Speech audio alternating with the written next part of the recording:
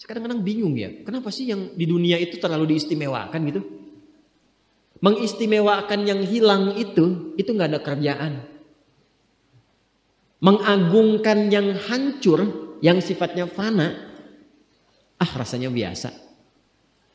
Apa yang mau dibanggakan sih? Dan yang paling menarik tuh begini, ketika meninggal gelarnya pengen sama dengan yang dianggap ringan atau rendah status sosialnya itu.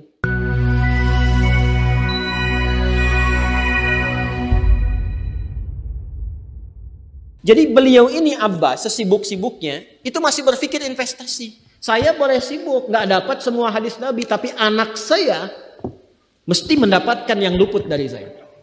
Saya boleh nggak mendapatkan semua Quran, tapi anak saya mesti ada yang jadi ahli Quran.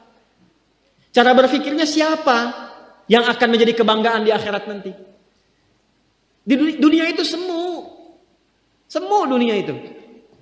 Jadi sementara aja, nggak pasti sifatnya.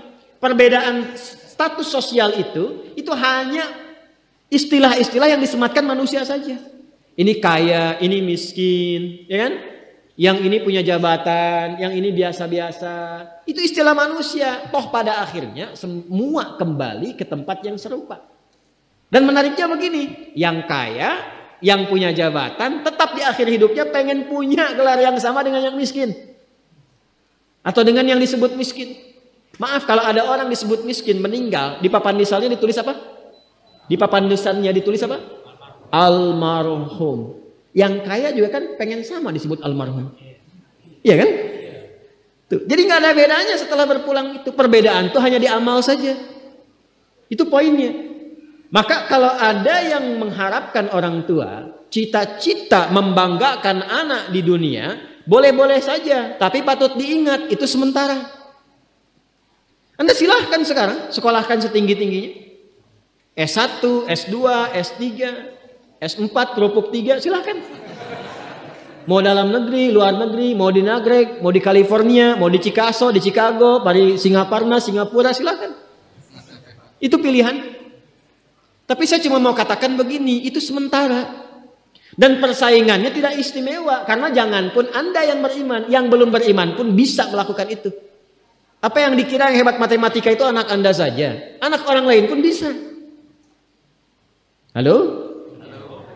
Apa Anda kira yang jago fisika itu anak Anda saja yang beriman? Yang belum beriman pun bisa.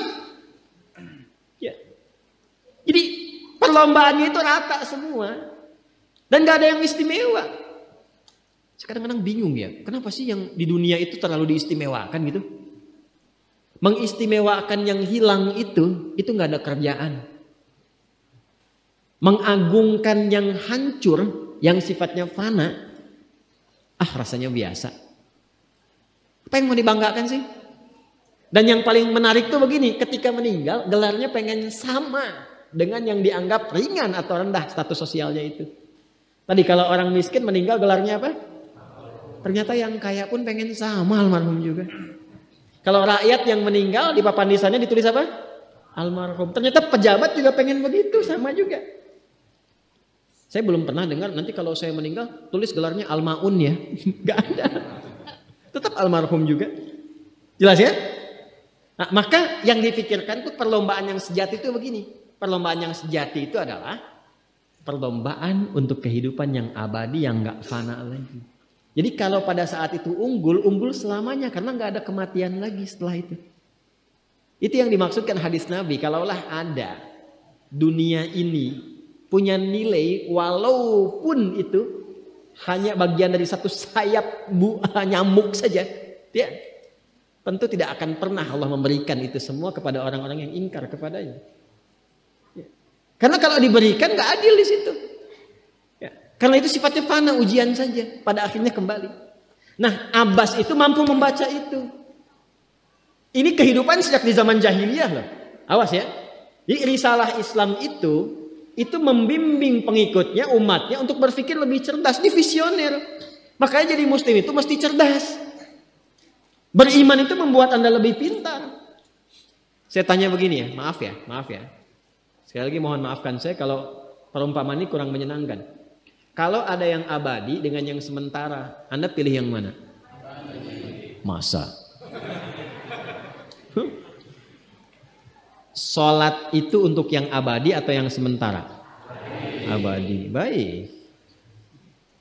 Mobil itu untuk yang abadi atau yang sementara? Pilih yang abadi apa sementara?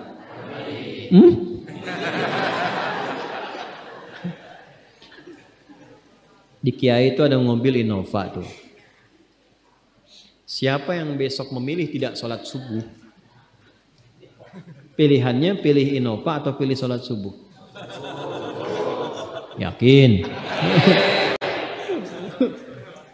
Kalau saya pilih Innova dipakai untuk mengantarkan sholat subuh. Nah, itu lebih bagus. Ya. Jangan dipotong sampai situ ya. Ya bisa aja kita pilih Avanza, bisa pilih Ferrari, bisa pilih Pajero ya. Awas yang punya mobil Innova, Anda potong royalti kena. Paham? Abbas itu begitu. Anak saya mesti dipanggil di akhirat dan semua penduduk langit dan bumi menyimak itu semua. Diviralkannya di akhirat. Viral dunia itu sementara, internetnya diputus gak viral lagi. Kadang-kadang yang viral kemarin kan sekarang nggak ada lagi, ya kan? Yang viral tahun lalu sekarang sudah nggak ada, ya kan? Jadi belum selesai kehidupan sudah hilang juga viralnya. Akhirat itu selamanya. Dan biasanya begini, kalau orang-orang yang diviralkan oleh Allah atas kehendak Allah itu abadi melintasi setiap masa. Jadi ada yang viral karena berita, ada yang viral karena doa dan kehendak Allah Subhanahu wa taala. Itu yang diviralkan langsung atas kehendak Allah itu melampaui zamannya. Makanya kisah ini pun bertahan sampai sekarang. Nah, Abbas itu berpikir, saya boleh sekarang jadi pebisnis pedagang, tapi anak saya mesti menguasai apapun yang pernah diajarkan oleh Nabi. Maka anak kecil ini sejak dini mengikuti Nabi. Sejak dini lekat dengan Nabi. Maka ketika Nabi tidur pun itu ikut berkunjung karena keluarganya. Nah, inilah yang didapatkan oleh kita hadis tentang bangun tidur. Jadi hadis tentang bangun tidur itu diriwayatkan oleh anak kecil yang umurnya belum genap balik. Main-main ke rumah Rasulullah, ke rumah bibinya Sayyidah Maimunah, ingin tahu bagaimana cara bangun malamnya Nabi. Itu diikutin sampai dilihat gimana bangunnya. Duduk dulu, kata beliau duduk dulu. Kemudian mengusap dengan bagian tangan yang diduga bersih untuk menghilangkan bekas ngantuknya. Setelah itu membaca khawatimah surah Ali Imran. Kemudian thumma dhahaba ila syanin mu'allaqah, ke tempat tertutup, fatawadda, itu kan? Nah, itu ada semua rangkaiannya, itu ditemukan nanti di hadis riwayat Abu Daud, di Sunan Abu Daud. Nomor hadis 1367. Itu hadis tentang bangun tidur, ya, cara bangun tidur sampai sholat malam. Masih ingat teman-teman kalau kita bermakmum begini dan ada imam satu dan sudah pasti satu imam, ya kan? Makmum berapa? Satu boleh? Boleh. Dua boleh? Tiga boleh? Empat boleh? Jadi imam berapa? Makmum? Empat. Laki-laki imam makmum? Imam, baik, bagus ya. Nah, dan imam kan laki-laki. Kalau perempuan imam untuk perempuan kan? Laki-laki untuk perempuan dan untuk laki-laki. Fokus ini.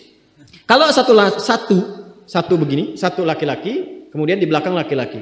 Ini kan posisinya boleh sejajar kan? Ya kan? Yang imam ini, makmum ini kan? Tadinya di belakang, tarik begini sejajar. Ini yang meriwayatkan anak kecil yang belum balik itu. Itu riwayat Ibnu Abbas. Satu paket. Termasuk sholat, kemarin kan kita tarawih kan? Sholat malam. Yang dua rakaat itu kan? Ya, sholat malam yang sampai 11 itu, tambah khafifatain 2. Itu riwayatnya ini. Yang sholat tahajud malam yang 11 rakaat, tambah khafifatain 2. Ini riwayatnya ini. Tutup dengan witir 1 rakaat. Itu anak kecil yang meriwayatkan. Dan tahukah Anda, sepeninggal Nabi SAW, Abbas bapaknya ini hafal 200 hadis, anaknya Abdullah hafal 2000 hadis. Begitu caranya. Anda di sini ada yang diplomat, yang di kantor, yang taruhlah berdagang misalnya, ibu rumah tangga, ya, dan sebagainya. Boleh, nggak apa-apa. Saat ini kita mungkin belum maksimal, tapi jangan biarkan ada satu di antara anak keluarga kita yang tidak jadi kebanggaan di akhirat. Tolong ya, tolong pulang dari sini dilihat. Anak Allah titipkan kepada saya berapa anak? Tolong siapkan jadi kebanggaan akhirat. Satu aja jadi ahli Quran. Untuk pelita di rumah tuh. penghilang kesedihan, penghilang kegelisahan, mendatangkan semangat. Itu demi Allah saya katakan gak ada yang paling indah kecuali saat ayah pulang ke rumah. Tiba kemudian dia melihat anaknya yang kecil sedang murajaah. Amma yatasaalun. Bahkan surat yang bapaknya sendiri belum hafal. Jangankan pulang ke rumah, Anda sedang rapat, mau rapat, dikirimi video anak Anda 3 tahun membaca surah Al-Ikhlas. Itu hati tenang. Itulah Quran. Itulah Quran. Maka belajar dari Ibnu Abbas ini, apa yang terjadi ketika orang tua mampu memfasilitasi anaknya demikian, sekalipun orang tuanya tidak mencapai apa yang diraih oleh anak, tapi orang tua mewarisi setiap pahala yang dihasilkan dari anak itu. Karena itulah setiap hadis yang diriwayatkan oleh Abdullah kecil ini, Ibnu Abbas, maka semua doa tersambung bukan hanya untuk beliau, tapi juga untuk keluarganya, untuk orang tuanya. Karena itu kalimatnya bukan radhiyallahu ta'ala anhu, tapi anhuma, untuk Abdullah dan bapaknya.